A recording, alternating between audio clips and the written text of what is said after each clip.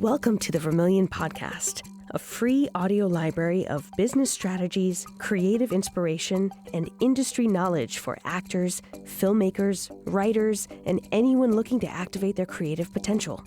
I'm Misha Calvert, a writer-director who helps artists build the careers that they dream of. I really hope that this podcast inspires you in some way. Thanks for tuning in.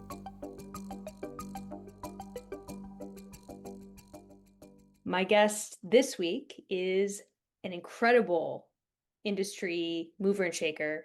She is a friend, she is a lawyer at Sundance, and just one of my favorite people, Sara Murphy. Hello, Sara. You are so kind. It's an honor to be on the Vermilion podcast. And Misha, I'm just so grateful for everything you bring to this industry too. I know you do so much with the acting world and producing and writing and directing. You kind of are what do they call it? A multi-hyphenate. And so, yeah, I mean, who better to be friends with, right? Thank you very much. That's incredibly kind of you. And you're calling from LA, correct? I am calling from LA. Yes, the land of much rain and wind. Ah, yes. Yes, I see the beautiful LA sky behind you. I want to talk about Sundance because I think a lot of people want to hear about your experience working there, but I also want to talk about your company that you are starting. So we're going to fit that in. I want to talk about film. I want to talk about also you've done some writing. I've read some of your writing. It's incredible. So these are all the things that I want to talk about. Let's start with Sundance because it was the last year in Park City. It was. I know, so bittersweet. What was it And now like? Boulder, onto Boulder. Yeah. Yeah, no, I mean, it was such, for anyone who's been to Sundance, I think the best part about it for me is there's sort of this like, and this sounds so cheesy, but there's this magic in the air. It's all these people coming together who love indie films, who either are huge fans of it or who invest in it or who act or who, direct or write or who dream, right? There's so many filmmakers or wannabe filmmakers or film students who come to volunteer or come to see movies. And it's just a place where, you know, the world is it's tough. It's a tough industry.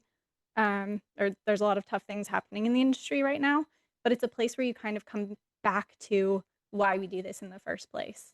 The love of the work, the love of being creative, and you can actually see people doing it, on a day-to-day basis. And when you look at the fact that we have like usually between, I think it's like 12 and 15,000 submissions between our feature film and short films, you really get the sense that there's a vibrant indie film industry that, kind of is a little bit under the radar. Not all the movies get talked about or seen or put onto platforms, but it's robust. And it's such a beautiful, beautiful thing to witness. Absolutely. I felt magic every single time I was at Sundance, and there's like excitement, there's deals, there's money, there's fans, there's genuine film lovers.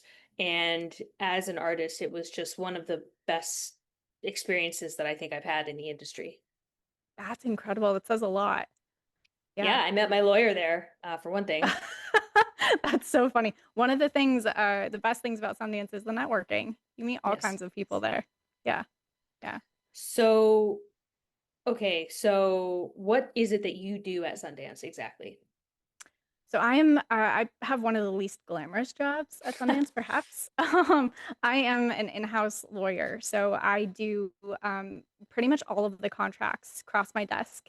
So that ends up being somewhere in the thousands of contracts a year because we do so many artist grants, we do lab programs, fellowships. It's so much more than just the festival.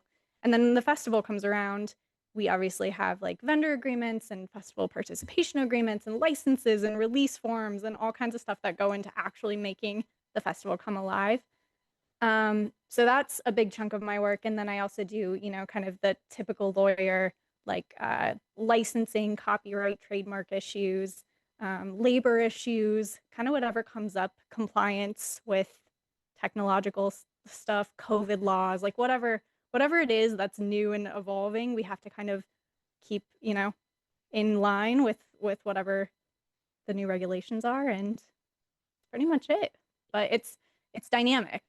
And the best part is I get to be around all these incredible filmmakers all the time. So I'm constantly bopping in. We have a platform called Sundance Collab that has a bunch of educational classes, and I'm Mm. constantly like I took an editing one a few months ago. That was really, really cool. And yeah, it's great to be in that kind of space all the time. Yeah, I find it hard to imagine you had any time at all for a class, much less coming on my freaking podcast. I mean, how thousands of contracts. I'm overwhelmed even just listening to you describe the amount of work that you do, because I know how long it takes to do a contract well, and Yeah. how Well, detailed, and you need to be rested too. You can't just be like half asleep at the wheel doing it. oh, for sure. Yeah. I mean, the good news about, and this is like every lawyer's secret, and you hope your lawyer does this. So if your lawyer is doing this, it's good. It's going to save you money. But we all use templates. So I basically have a template that I can use and adjust for whatever I need. So it does still take time, but at least it's not like I'm reinventing the wheel every Yeah. single time I sit down to do a contract. Yeah. So it is good. Yeah, that is good. It's just still a lot of work, and yeah, I'm like I think my spirit animal is a lawyer. So Oh, I really understand the core of what you do and I really respect it. well, thank you. I appreciate that. Yeah. It's fun. It's a good challenge for sure. Do you think that every artist should try and have a lawyer? Not necessarily. I think lawyers are obviously very helpful, and I think you do almost always need an agreement for whatever you're doing, unless you're just starting out screenwriting and everybody kind of does their own thing, and you can probably figure out how to copyright your screenplay on your own. But once you start getting into, coming into deals with producers, or you're talking to investors, or anything that's going to involve like some sort of robust agreement, I think you need to bring a lawyer in.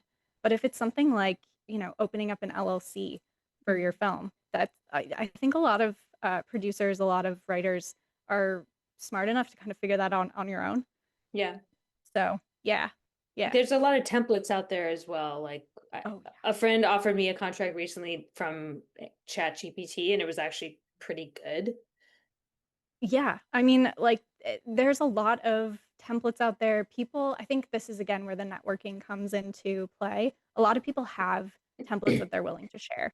So whether it's like a financing agreement template or, a work for hire for whatever, an editor or colorist or something, Mhm. people kind of share those around. And a lot of producers I know are very willing to help each other kind of navigate that. Yeah, totally. Like when people ask me for contracts, if I do say no, it's not because I don't want to share, it's because I don't want to take the time to find the right contract. Oh my gosh, I hear that. I know. It's actually harder to share contracts as a lawyer because every time I do, I have to be like, I am not providing you with legal advice. This is like Mm, coming from a producer and not from me as a lawyer. So it's a yeah. little bit of a weird divide. Can you talk about your work as a producer? Because I know you've made films as a producer. I know you've written. So like where does artist Sarah live and do her work? Yeah, this is actually something I'm struggling with right now. I'm going to be real honest with you. I think what I've realized, and you know this because our original podcast was scheduled 2 weeks before Sundance and I had to cancel because I had too much happening. The couple months before the festival, I have almost no time for anything else and no like emotional capacity, right? I get off of work and I'm like, I can read a book or I can binge reality TV and that's all I can do. Um, or work out. But I think I vote what number I'm trying three. to, yeah, I don't know. I know. I do too. I always feel so much better. Um, I think what it really is going to come down to is figuring out what my priorities are because I realized I don't thrive um in situations where I don't have a creative outlet or I don't have time for a creative outlet. It's just such a key piece of who I am and even if it's I'll be honest here, and I'm sure a lot of you listening might be able to relate, but I have like 30 screenplays that I have 15 pages written. Like I haven't been able to finish so many projects, and it's like, ugh, I could pick up any one of them, and I Yeah. just it's hard when I can't seem to justify finding the time, if that makes sense. Yes, that makes sense.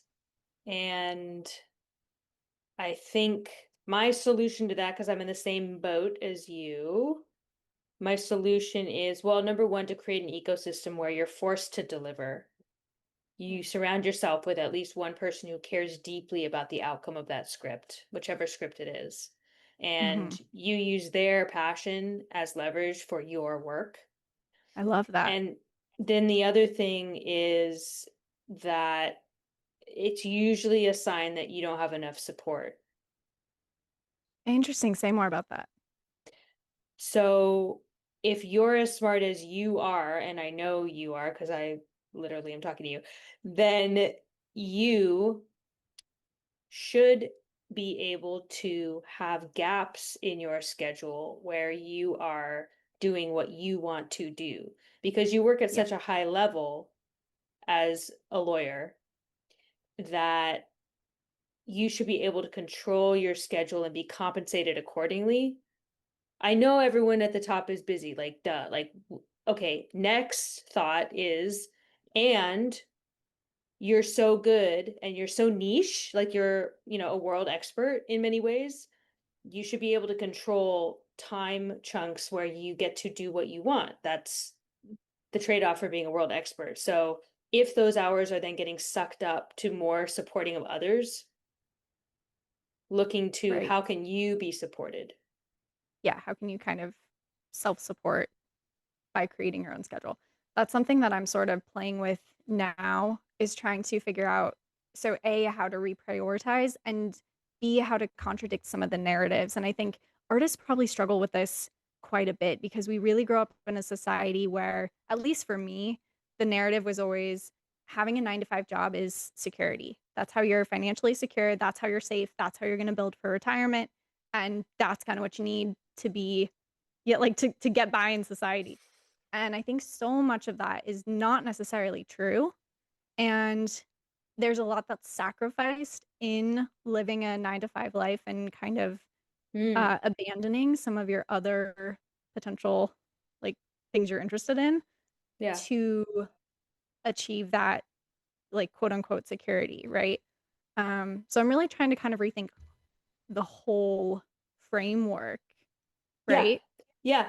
And then Yeah, you have Elon Musk saying, don't bother putting away for retirement because in 20 years, the AI is going to so change the face of human civilization. There's only going to be billionaires and trillionaires left, and everyone else will be dead. which is really optimistic, and I love to think about that. Yeah. I have a Sorry, counter narrative though. yes, no, I promised myself I wouldn't bring up doomsday bullshit, uh, but here I am. What is but your here, counter no. narrative? Okay, so the counter narrative is this. So we all know AI is taking up a lot of jobs. There's a lot of unemployment. The job market is really hard right now. I think that's going to continue to, progress. However, I think what that means is people who are leaving these traditional like corporate jobs will find themselves in a position to start out on their own venture and create something Hmm. niche and different and new that Yeah. is, they'll control their own schedules. And that's going to be so terrifying for everybody. But, artists have been doing it for hundreds of years, right? Like, this is something that people do on a regular basis. But whether it's being an influencer or whether, like you, like starting your own business, right? That's, I really think that's going to be the future is more like individualized, specialized niches in whatever Yes. area. Yeah. Yeah, and also if it makes you happy, I mean, what else are we here for? Oh, thank you. Yes. That's the other thing that I sort of think when you get kind of caught up in the corporate, run Hmm. for money, and the hustle. And I think so much of the hustle too is real for people. I don't want to downplay that because I think when you're trying to live, like when you're living paycheck to paycheck and you're just trying to make rent and you're trying to make sure your kids have a good life or whatever it is, I think I think it's very real to get caught up in doing what it takes to get by or to get your goals, even if it means sacrificing your happiness.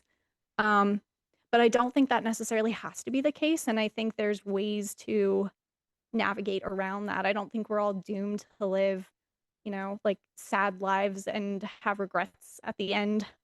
of them, you know? I really think we're here to like find happiness every Yeah. day. Yeah. Well, some of the most miserable countries on the planet are the wealthiest, and Yeah. some of the happiest are the poorest. They Yep. don't have shoes. They don't have shoes or floors in Yeah. their homes, and they're more satisfied and happier and less suicidal than we are. So that spiritual perspective and that context, how do you get to inner peace and inner fulfillment, I think is like one of the central conversations of the next 50 years.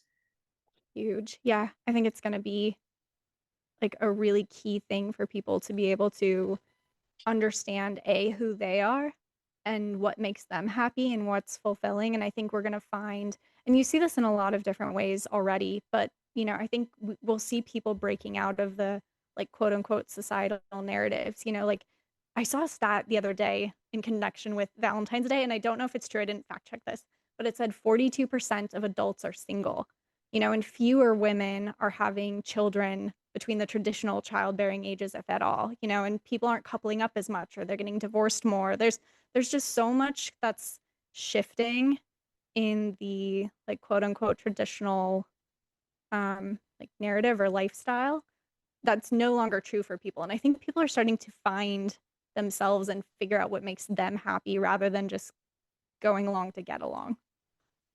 Yes, it's 41% of 18 Damn. to 29-year-olds are single, and 46% of all US adults are unmarried. There you go. That's Well, a big change, right? yeah, yeah. And also, statistically, women who are unmarried are happier than women who are married. I can attest to that. I'm so much happier not So you married were than when you I were was married. married. I was married, yeah, for 4 years. Mm. And I like honestly the divorce to me, and he's like a good guy and nothing bad against him, but um yeah, the divorce felt like freedom. And ever since I'm like so hesitant to ever go down that path again because it's like I know how awesome I am on my own, and like the legality of being married to someone. And this, I should say this actually for all the listeners, because if 46% of you are single, let me just say, if you're ever thinking about getting married, make sure you understand the legal implications of that and what it takes to get out of a marriage. Even if you're like, nobody goes into a marriage thinking they're going to get divorced except me, but yeah, no, right, yeah. um but I think you need to really seriously understand the legal ramifications, because it's not just as easy as I love you, I want to spend the rest of my life with you. It's like all of a sudden everything's commingled, or there's different rules in different states about what it takes to get out of a marriage. Mm. So I don't know, just kind of being a little bit more aware about that. I fully endorse it for all of you people who are thinking about marriage in the future. I know that was a huge tangent, but No, you got me thinking about that now too. It's good. It's really good. It's almost like you're a coach or something. I've been lawyering for 10, almost 10 years now. Oh, yikes, crazy. Um, I started picking up about 2 years ago, producing and seriously screenwriting. I've been screenwriting for fun, but now I'm like trying to get stuff made, which is a very different approach and Hmm. mindset. And I realized recently, probably last July, when I had a life activation, which was a whole nother like rabbit hole we could go down, that I wasn't following my own dreams anymore. Like when I looked back at Sarah at age probably 10 to 16, I had so many dreams for what I wanted my life to be. And it really was not the life that I am living now. And I love being a lawyer. It's so challenging. It's mentally invigorating. There's so many great things about it. But it doesn't fulfill my like soul's purpose. And I know that Mm. sounds very woo-woo and very LA, but I just don't feel super fulfilled. And I don't feel like I'm really helping people in the way that I'm meant to help people. Yeah. So I did a bunch of training, and I got certified as a sound healer and as a Reiki healer. And I'm now opening a business. Where can they find it? What's the website for your business? It is shinewithsara111.com. Nice. Yes. So Okay, that will and if I were to come to you and I'm say I'm feeling really out of balance, I'm not myself, I'm at a career crossroads, what kind of services would you offer to me? So to you, Misha, I would say, I mean, so I offer coaching services and that's kind of tailored to whatever you need, right? So if you're looking for coaching on producing a movie or doing something in that world, I'm happy to coach you through that.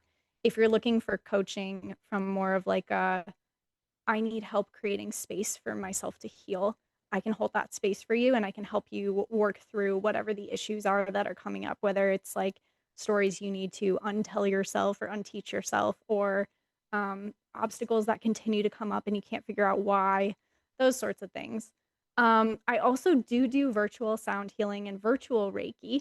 So we could also do that. So we could just do the full package. Um, How do Sound you do healing, virtual sound healing?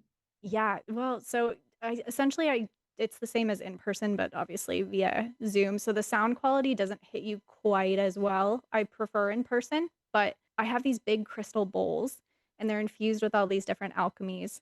And it's actually a science. So when you play certain frequencies with these bowls, the vibration interacts with your cells and it Mm. actually changes the shape of your cells. And your body knows how it needs to interact with the vibrations. So sometimes it's like it needs to physically do healing. Sometimes you'll feel like an emotional release. Sometimes it's a little bit more of like a spiritual journey. And so every time you do it, it's slightly different and your body gets what it needs from the different things. Not to get too into it, but the bowls also affect different chakras and like your Mm. endocrine system and your thyroid and stuff like that. So it's like a full body literally experience. Oh, Yeah. I want to do it And a right lot of now. people That fall sounds asleep. great. It's so comfortable. Yeah. Yeah. Wow. So you really understand like in and out what it is to be an artist, what it is to try and run your own operation. I mean, it's just funny because I think a lot of people who, when they hear you're a Sundance lawyer, when they hear anyone's on staff at Sundance, they're going to think like big, scary gatekeeper, like elite, sophisticated, out of touch kind of Richie rich person. That's what I might think.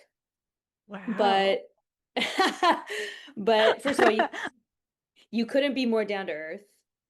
Thank you. You couldn't be warmer and friendlier. And you're an artist, you're a filmmaker yourself, so you just probably have deep empathy for everyone submitting. Oh yeah. Oh my gosh. And it's so hard. I mean, I don't review the project, so let me like put that out there. Those aren't my decisions, unfortunately. I would love to weigh in. But yeah, I mean, when you think of, the roughly like 6,000 feature films that come in and all of the filmmakers and like you've been on productions before, you've done short films, you understand the amount of work that goes into producing a feature or a short is massive. And honestly, to anyone out there, if you've completed or been in a feature or short, like pat yourself on the back. That's a massive accomplishment in and of itself. Whether or not people have seen it, whether or not it's distributed, whether or not it gets into a festival, just honestly, just creating that and having that experience is huge, and that will get you so far. Um, I mean, and honestly, that's the other thing I would tell a lot of artists. The more chances you have to be involved with anything, whether it's a short or a feature or comedy sketches, plays, anything like that, just gives you such good experience. And, even if it's the little things like remembering that you have to have continuity between scenes, right? So you're checking for doorknobs and lights and what's on, what's off, where's the coffee cup, who's holding what in what hand, like all these little nitty bitty things that you pick up only from actually doing them, and from seeing other people do them. Um, I just, yeah, do as much as you can. That's that's what I think. But I forget how we even got here. But yeah, yeah. So Yeah. it's inspiring to see all these submissions come in. Yeah, it's inspiring to me as a filmmaker to know that someone like you works there, even though you're not reviewing the submissions. I have a feeling maybe, I don't know, you tell me, are you the only one on staff at Sundance who's like this? No. I mean, that's actually one of my favorite things about working there is everybody is so deeply passionate about the mission. And that's, I mean, and you would see it, I think, more. People are very focused on the festival, which makes sense. That's our most public event, and that's the thing that everybody comes to every year. But the fact that we have so many different granting programs, like documentaries, Mhm. um, our feature film program, our producers program, our episodic program. We have like editing, the art of editing, online courses. I mean, there's just so much that we do to try and support filmmakers at all different levels. And I think to me, that is a reflection of the groundedness and the dedication to the mission from the Sundance staff. And I should also say this is my opinion and not the opinion of Sundance Institute. But yeah, I think if you meet anyone on the staff, like that's very much reflected in how they interact with the filmmakers and the work that they do. That is so cool. Well, It really is. it, I'm going to ask you a question about Sundance, but going to ask it from the perspective of a holistic and wellness coach. What would you recommend to somebody who is wanting, let's say they have a great script and they're wanting to shoot it and their dream is to premiere at Sundance? What is the advice that you would give them? I think the advice is always follow your dreams and go for that, right? If you want to do, then do it and dream it and do everything you can to make sure that the vision and what you're seeing on the screen is what you're imagining in your head. I would also maybe say it's worth thinking about whether you might want to adjust your dream because getting into Sundance, two things. One, it's incredibly, the chances are slim. It's like, 80 to 90 films out of 6,000 for features. And then, we get 15,000 short film submissions. So it's a slim chance. And if your metric or um your goal is achieving that and getting into Sundance and the odds are against you and you might not, then I worry a little bit about what that does for your mental health. Right. Because you probably made something that's really great. And just because Sundance didn't accept it doesn't mean it's not this incredible piece of art that everyone will love. But I look, chase your dreams. Go for it. Yeah. Yeah, that's beautiful. So, okay, what is one piece of advice that you, as a wellness coach and healer, would give to yourself 10 years ago? Oh man. I would tell myself to listen to my intuition. Mm, Yeah. It's there. And I knew every time I took a wrong turn, mm. uh, that it was wrong. And yeah, and I did it anyways. Ha! Misha, this is what makes me a great artist, though. I have so much to write about. um, Yeah. yeah, but I think like and I think that's true of um this working in this industry too. Like you kind of get a feel for your people, like people you want to work with and people Yeah. who would be good collaborators. I think you get a feel for stories that are worth telling. Um, and I was just on the phone with an artist earlier this morning. She's a musician and she was she's been working on a TV series for probably, I don't know, like 3 or 4 years. And she kind of backburnered it for a couple years, but now she has such an incredible fire uh beneath her right now. And she's so excited. And she was like, I am going to make this project. I don't care what it takes. Now is the time. I'm getting Yeah. pings that this is what I have to do, and I am doing it. Like this is what I am doing. And I know I've seen that same fire and energy in you before too. And so I think it's really listening to that and following that instinct when you get it. Yes. Intuition is such a great tool. And I definitely use my own to guide me. And I've also built in real time, in the real world, evidence to myself that I am capable of doing things. And just like building a brick wall is literally one brick at a time, that's what it's been. It's been one small piece of evidence after another. And before I know it, it's a wall. So actually, can I ask you about that? Yeah.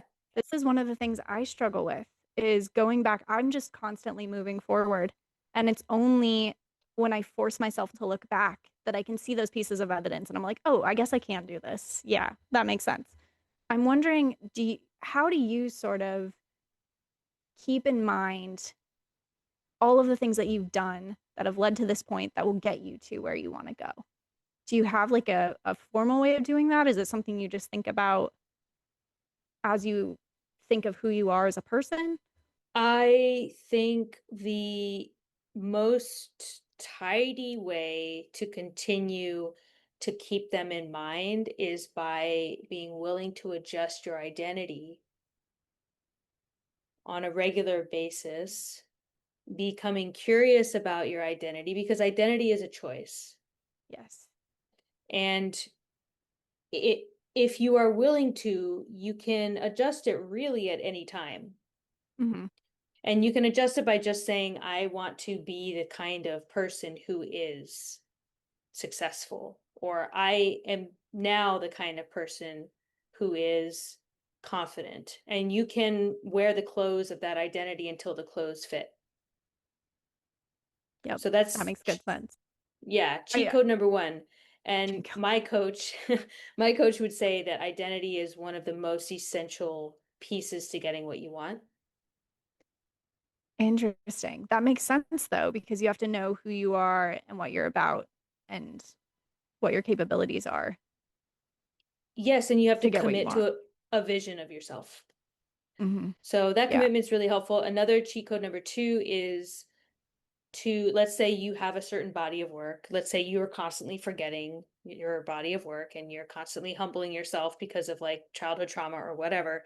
Um, if you surround yourself with people who are aware of your body of work, they're going to create an ecosystem of solidarity with that identity. Like your resume, they will reflect your resume. I mean, unless you're like constantly reminding them, like telling them that you're a moron or whatever, which does have like, if you want to constantly denigrate yourself verbally to other people around you, that will affect things. But keeping people around you who see what you've done and who believe in you is very a very quick and easy way to have that continue to manifest. Yep. That makes so much sense. That's one of the things I've sort of been trying to be more aware of recently is how your energy and other people's energy kind of come together in a collective. Like even us right now, we're like in this collective energy and it's positive and it's, reinforcing like the goodness in each other and our qualifications and who we are and who we're choosing to be. But I think if you're in sort of a space with not the wrong people, but people who aren't on that same Yeah. level, that's an issue. Yeah. Yeah. Yeah, and I can just say too, like reading your astral presence, you are going to be able to do anything that you want. Thank you. I appreciate that affirmation. I feel the same about you. Thank you So very this is good. much. Here we go. Yeah. Yeah. But So, what is next for you in this year coming? Because so many big changes. Mhm. We've got your So business many. is launched. Hmm. You are hopefully going to make some time for writing. Uh, Sundance is in Boulder. Yeah. Fill us in, like how are you coping with all these changes and what's going to happen? Oh my gosh. Yeah. I mean, so a couple different things. One, I'm taking the business day by day.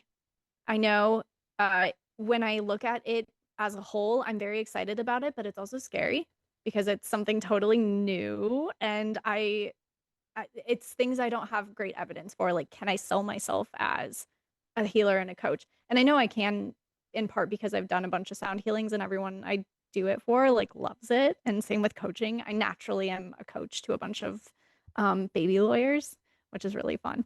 Um, but anyways, so that's kind of my thing day by day with the business, and I'm just going to follow my intuition and grow it from there. Um, I think with the writing, I'm gonna steal a page. My colleague like 2 days ago, Andrea Alarcon, was like, "Hey, Sarah, here's a new tip. You should schedule time to write on your schedule. Literally put a block on your schedule to do it." I was like, "Ooh, genius."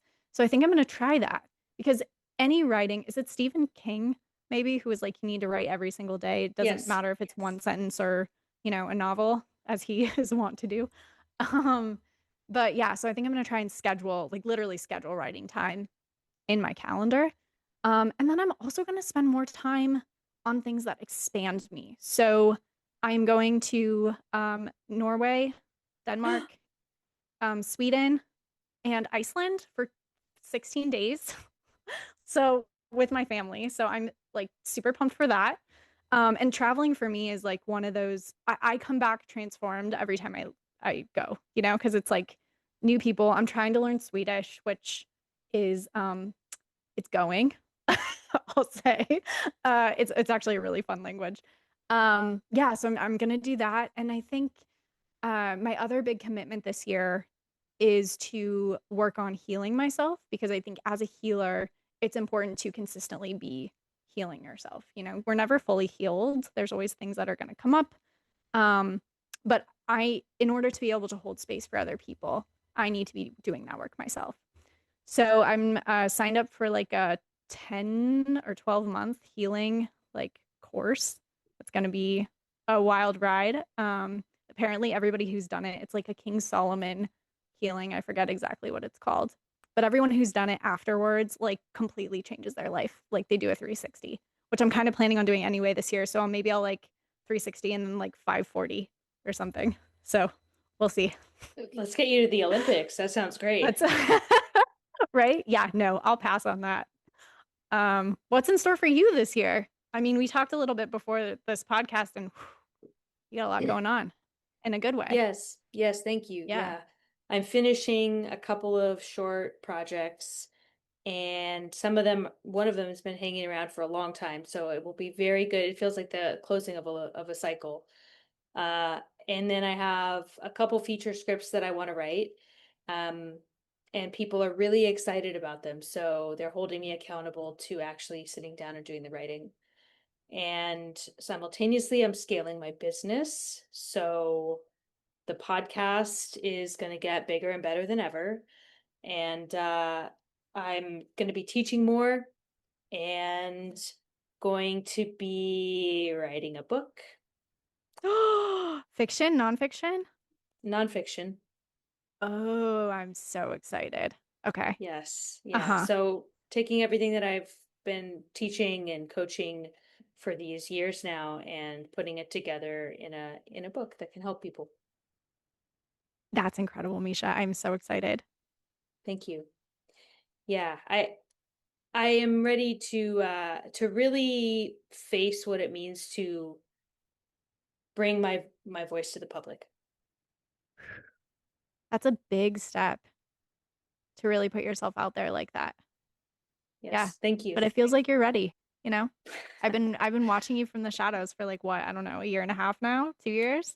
Yeah, I know. You've really like found kind of your voice and your niche, and I think it's only bigger and better things from here for you.